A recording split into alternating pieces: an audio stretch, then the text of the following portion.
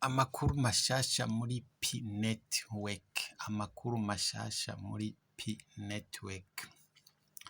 Nkuko rero mumaze imisi mikeya, amasaha makeya muvyumvise, hari inkuru ziriko ziracana ko ku buhinga ngurukana mumenye uvuga yuko P yoba yabaye liste ku ma platform amwe agira ibintu bya trading, ama platform amwe agira ibintu bya exchange. Kuno musi rero nagomba ndabahe inkuru y'ukuri, amakuru y'ukwizera atarimo ibishobisho. Muriko murakurikirana rero kano ka video kuri chaîne yacu YouTube Tumenye TV, ishene isanzwe cako utuntu twinshi dutandukanye kubijanye na trading, kubijanye na business online, kubijanye na mining, kubijanye na ma airdrop. Mukaba rero mwifuza kuza muramenya amakuru agezweho kandi y'ukwizera atabishobisho abarimo, mugira subscribe kuri iyi chaîne kugira ngo muze muraronka amakuru agezeho ku mwanya.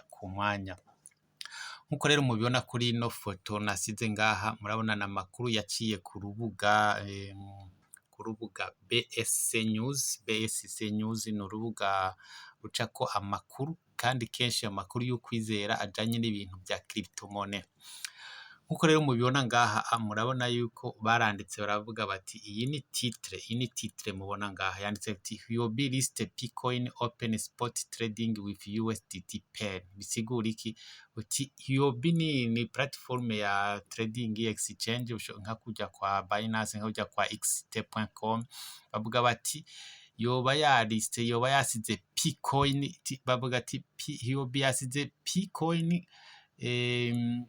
ku buryo abantu bashobora kuyitradinga ukoresheje USDT, ukayitradinga donc ukayexchange.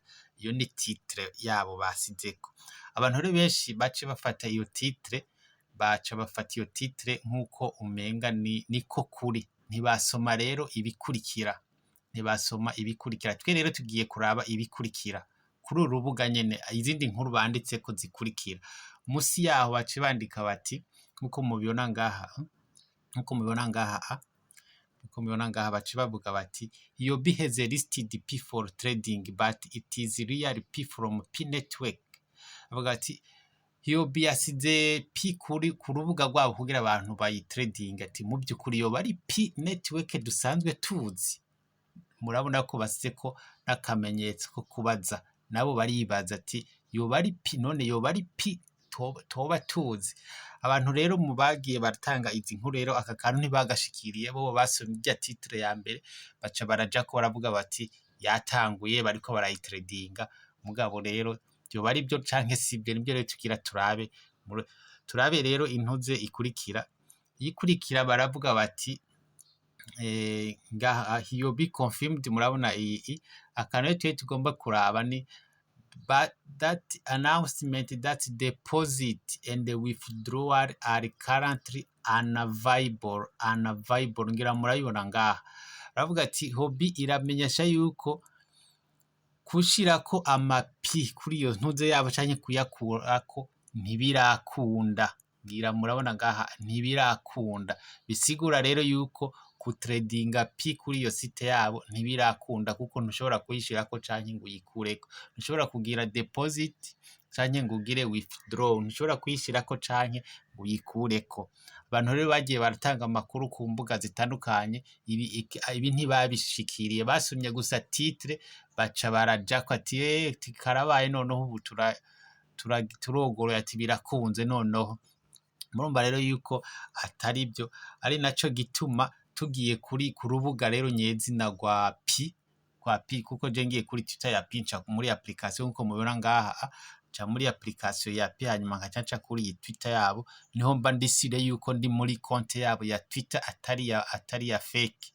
Kuko abantu barashobora gukereya kuko kuri Twitter arashobora gukereya yandi makonti ukayita ngo P core team uko ushatse kandi zigapasa.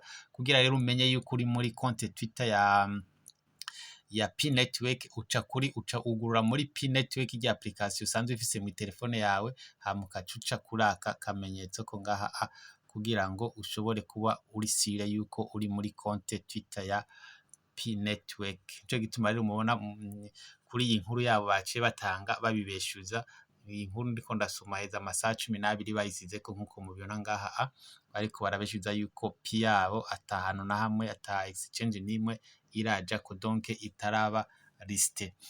Ibyo rero ibyo nashaka kubashikiriza kuri uno munsi muri kano ka video kuno munsi kugira ndabaha umuco kubijanye n'ibiriko biravuga yuko pi yoba yabaye liste ku ma exchange mwe bashobora kuyitradinga, gira mwabonye yuko atari byo, mwabonye yuko atari byo mugabo are ma platform exchange yiteguriye gushobora kuyilista, ushobora kuyilista mu gihe iyo pi yoba igiye ku mugaragaro, yoba yuguruye ku mugaragaro.